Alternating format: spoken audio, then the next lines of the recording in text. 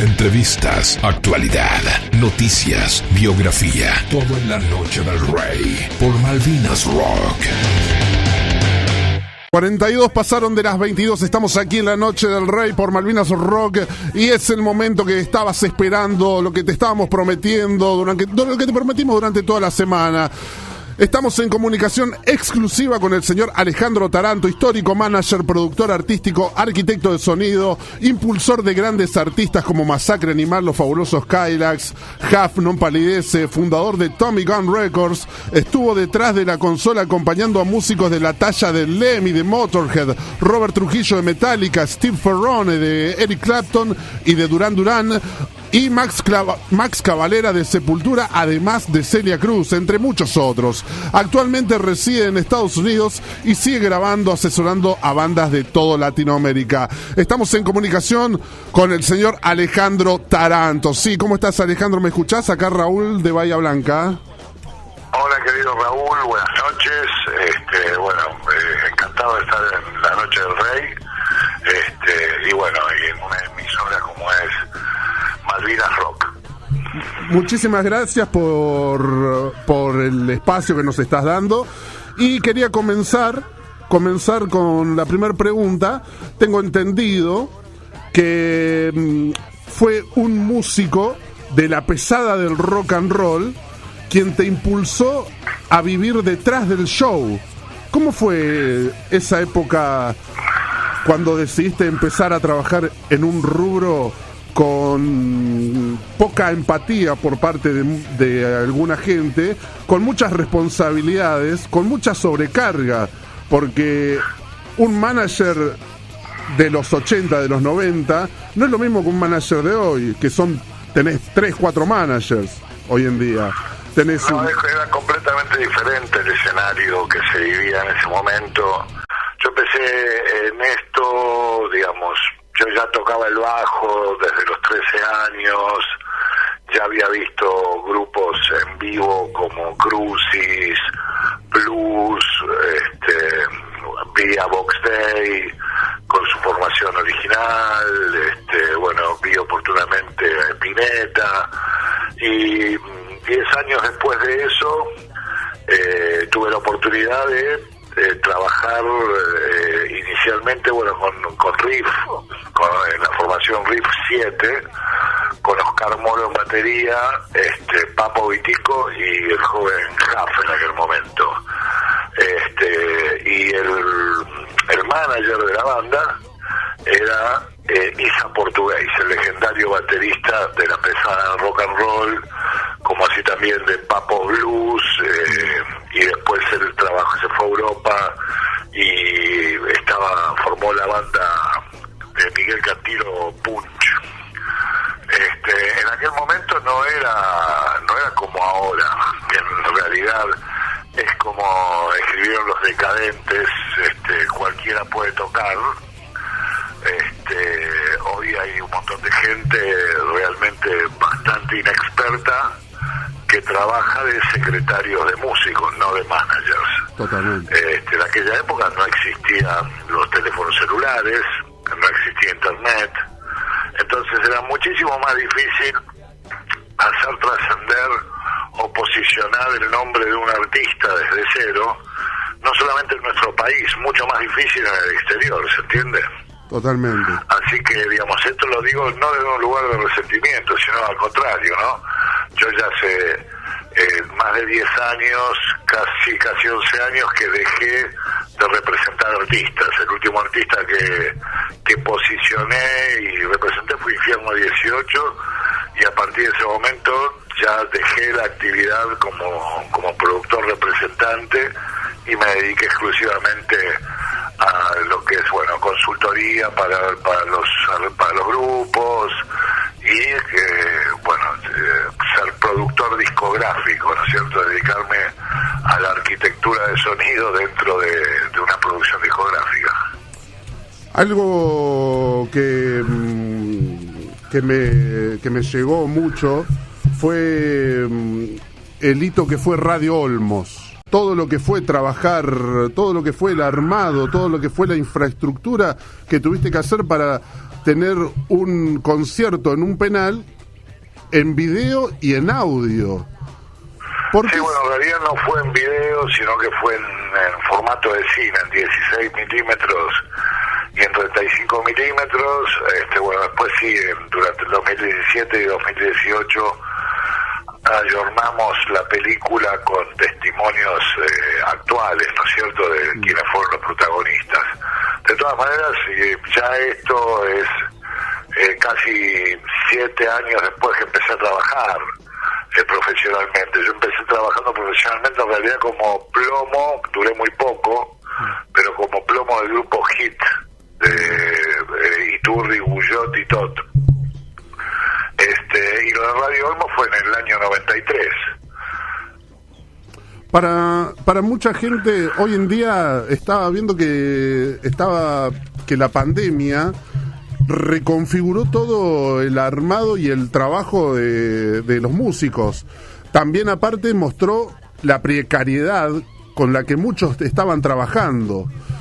¿Cómo ves vos esta reconfiguración de la forma de trabajar con los streaming, con estas formas de grabar en casa, por así decirlo, que también es contraproducente para los músicos? ¿Qué consejo le darías vos a los músicos en este aspecto? No, yo no creo que sea contraproducente. Fíjate que todo lo contrario, digamos. Todos los artistas que hoy venden mucho,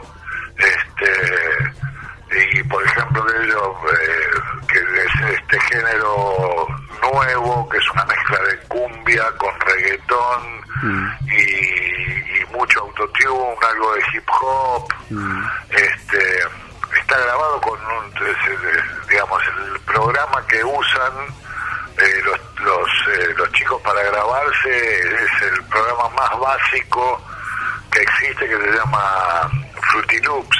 No se graban en Pro Tools ni en Nuendo, se graban con eso, que es una cosa que salió hace muchos años y es muy fácil de grabarse. Obviamente que la calidad de audio cambia notoriamente si te grabás con aparatos de verdad, por así decirlo, valvulares, etcétera, transistorizados, que si usas un software en una computadora. También depende del micrófono con el que te grabes y una cantidad de cosas. Yo no, digamos, evidentemente veo que no es contraproducente porque la gente escucha eso. Hoy, por ejemplo, bueno, que lamento mucho y desde aquí mi pésame para los fans y la familia de El Nova, pobrecito que falleció hoy.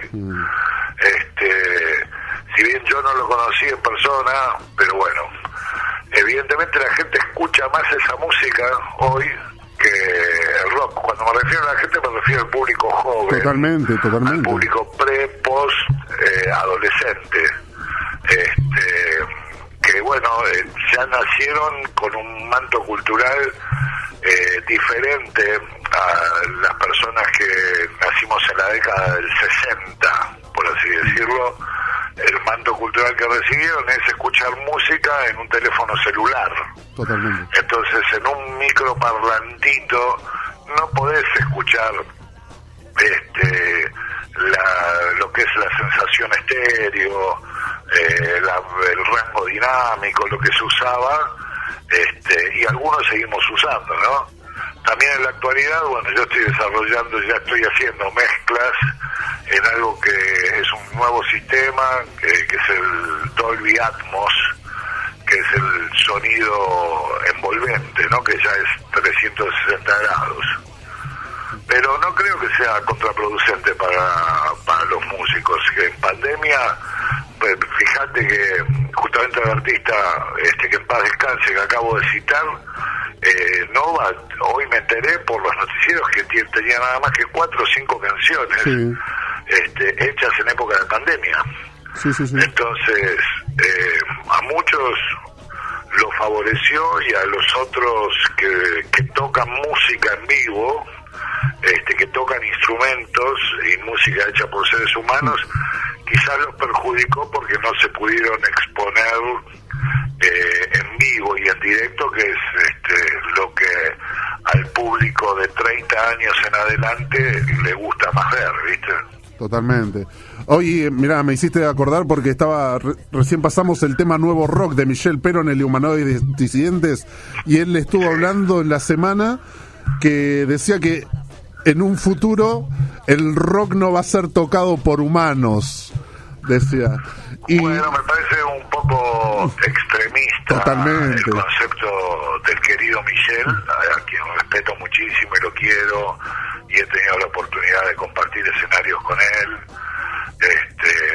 Posiblemente tenga razón, pero entiendo también que hay una franja de jóvenes que realmente rechaza de plano el reggaetón, la cumbia 420, etcétera, etcétera, y que quieren tocar instrumentos y realmente se ocupan y estudian poder tocar la batería debidamente, igual que los instrumentos de cuerda. Totalmente. Lo que sucede en el rock acá en Argentina,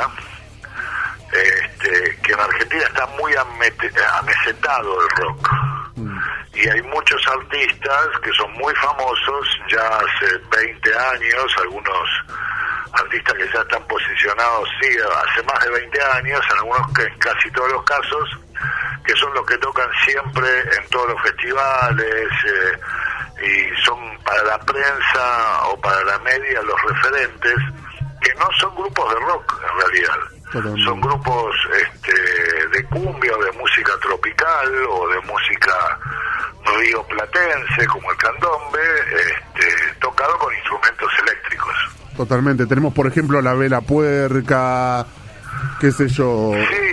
De todas maneras, mira, los grupos uruguayos yo los respeto mucho porque por algo tuvieron el éxito y tienen el éxito que tienen acá en Argentina, ¿no? 1000 veces. Realmente pasaron por arriba con lo suyo a los grupos argentinos que ya estaban ahí fue donde a partir del año 2001 el rock en Argentina se amesetó. De hecho no hubo ningún grupo de música pesada, por ejemplo, después de Animal, que haya sido exportable. Hoy estaba pensando eso. Nos quedamos... No hubo grupos exportables. No. Y los otros grupos que sí fueron exportables son grupos de música divertida, pero que no es rock. El caso de los Caligari, que en realidad son una banda de cuarteto, tocada con influencias de rock. El caso de los Tequis, que es una banda de folclore, pero que toca temas de rock clásicos. Total. Entonces, acá está como las mejores bandas de rock de Argentina que tocan stoner, doom metal, greencore, no tienen lugar lamentablemente en los medios. Siempre lo dice Ricardo Iorio, de hecho, ¿no es cierto?, que es el estandarte, entre comillas, del heavy metal argentino, ¿no?, de la música pesada argentina. Él siempre se queja que no tiene lugar en los medios masivos hace muchos años de esta reclamo queja que tiene Ricardo, ¿no?, para con la media argentina. Y así es, de esa manera sucede. Y por otro lado, los musicalizadores de los canales de televisión, como de las radios en general, siguen pasando, digamos, lo que pasan hoy, lo que pinchan como música, es música que en otros países, por ejemplo como Estados Unidos, ya es música antológica, es anthology music. Okay. El caso de Los Redondos de Ricota, son canciones que están grabadas hace 30 años. Totalmente. ¿Se entiende lo que digo? Ahí quería ir. Hoy en día tenemos una revalorización del rock and roll popular urbano de la mano de La Renga, por ejemplo. Bueno, La Renga es una banda que existe hace por lo menos 30 años. 29 años, o 30 años, más de 30 años tiene La Renga como banda. Digamos, la banda, te repito, es una banda que tiene más de 30 años, que sociológicamente hablando ocupa el lugar que dejaron vacíos Los Redonditos de Ricota.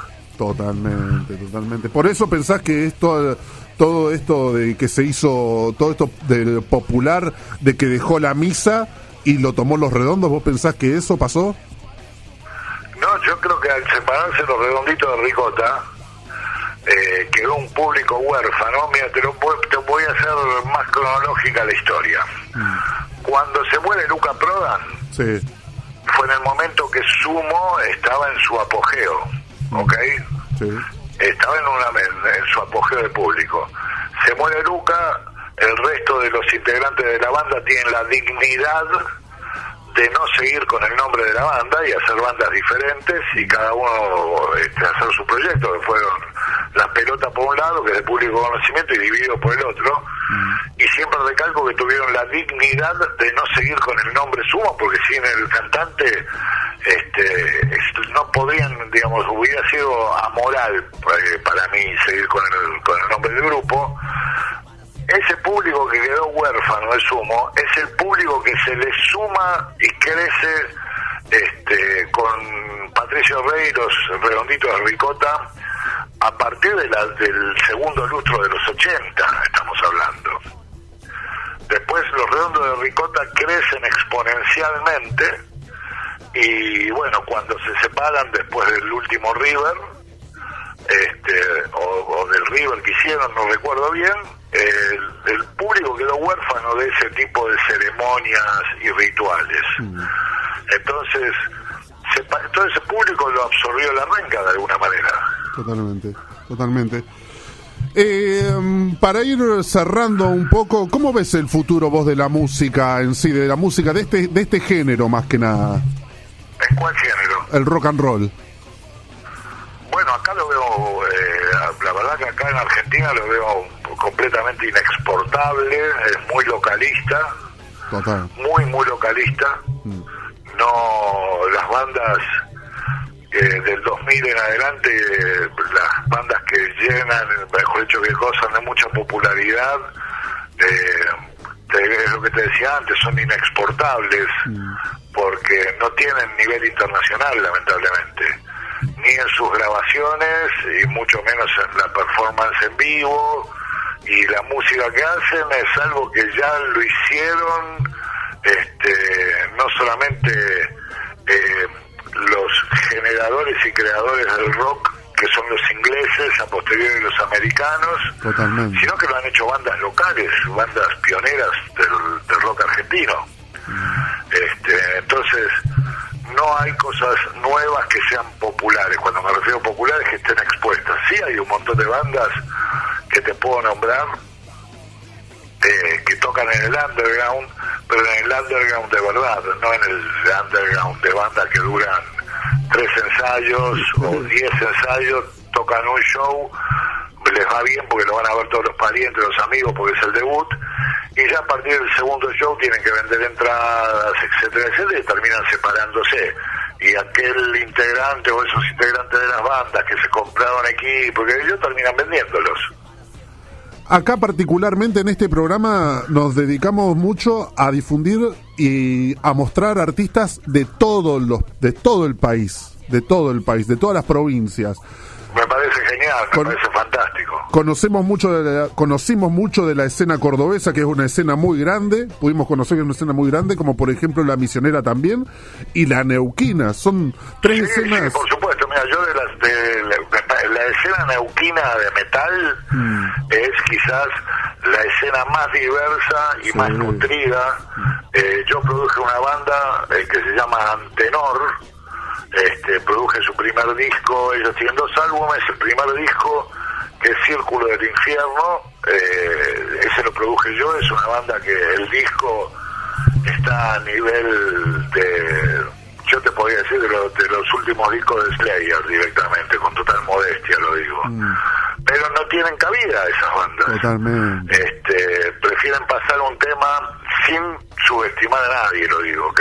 Sí. Pero de Jóvenes por Dioseros o un tema de Turf que fue grabado hace 25 años, qué cosas nuevas. Por ejemplo, hay un trío cordobés que se llaman Lluvia de Héroes, que está conformado por 2 chicas y un man, que es excelente la banda, ¿viste? Pero bueno, como a toda banda del interior le cuesta mucho difundirse y también les cuesta mucho tener que radicarse en Buenos Aires para poder expandir su música. A eso iba. Hay algo que escuché en varios lugares con varios músicos que dicen Dios atiende en Buenos Aires. ¿Eso es verdad? Bueno, sí, pero eso sucede en regla general. No solamente para con la música. No, en el teatro también. Digamos, antiguamente, te estoy hablando hace hasta 20 años atrás, cada zona o provincia tenía antes existían, suponte, 6 compañías discográficas multinacionales. Con el tiempo, una fue comprando a la otra y quedaron 3 compañías nada más, Warner, Universal y Sony, que fueron las que absorbieron a las otras compañías. Y sellos independientes, el único sello independiente que sobrevivió y que de hecho está cumpliendo 30 años es Tommy Gun Records. Totalmente. Porque todos los demás desaparecieron, tiraron la toalla, ¿viste? Sí.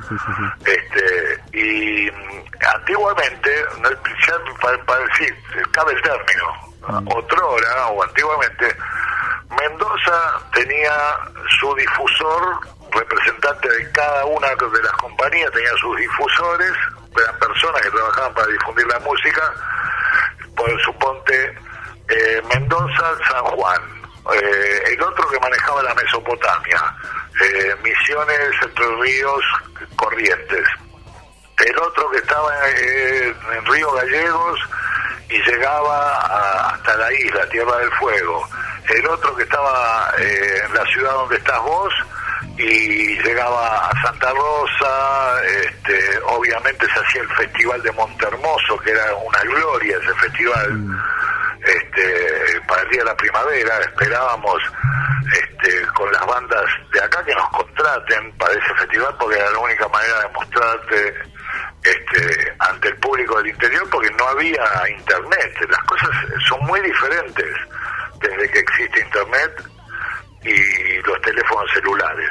Son muy diferentes a la época en donde se vendía la música en físico y no sonaba en las radios cualquiera.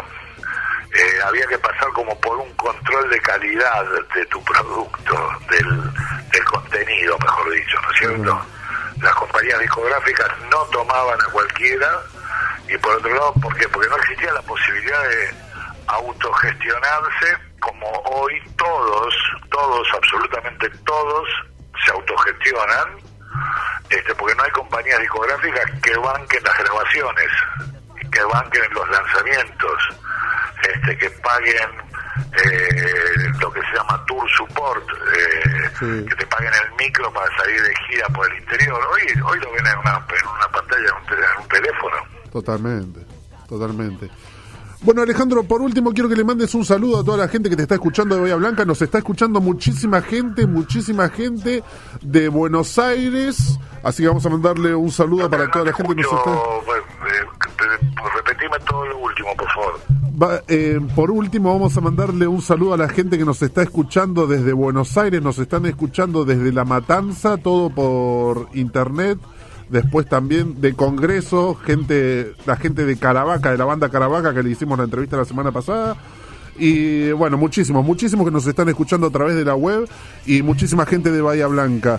Mandale un saludo a todos ellos. A los de Matanza, Congreso, a la banda Caravaca, a la gente de Bahía, seguramente también de Punta Alta, bueno, de toda la provincia de Buenos Aires, de todo el país y de todo el mundo. Que tienen acceso a partir de www.malvinasrock.com de escuchar este programa.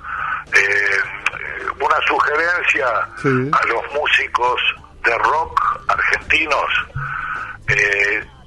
tomen como influencia bandas del exterior, bandas legendarias grabadas en la década del 70, por ejemplo, también de los 80. Y la verdad que traten de no imitar lo que ya existe acá en Argentina. porque yo entiendo que, por ejemplo, todos aquellos que tienen una banda de heavy metal o que intentan tener una banda de música pesada, todos cantan como Iorio. Total. O Connor. tienen una banda de rock and roll, quieren cantar como el Indio Solari. Sí. Entonces, ya está hecho todo eso, ¿viste? Hay otras cosas que tienen que escuchar. Hoy tienen acceso a mucha información. A partir de internet tienen acceso a toda la información. Antes no la teníamos. Por eso existía originalidad en el rock argentino, y por eso el rock argentino trascendió las fronteras a partir de la década del 80, abriendo el camino Miguel Mateos, atrás Soda Stereo, Los Enanitos Verdes, y después a nivel de música pesada, Rata Blanca y Animal. Pero bueno, que escuchen otras cosas y traten de no influenciarse tanto por lo que sucede hoy en el rock argentino, que lamentablemente está como muy autoencerrado o ensimismado en lo local solamente, ¿se entiende? Sí. Muchísimas gracias por el espacio, Alejandro Taranto, en la Noche del Rey. ¿Te quedás en línea, por favor? Sí, me quedo en línea, man. Muchísimas gracias. Muchísimas gracias. Alejandro Taranto en la Noche del Rey, gente. Y seguimos, vamos a escuchar una canción espectacular de Animal, Solo por ser indio. Acá en la Noche del Rey.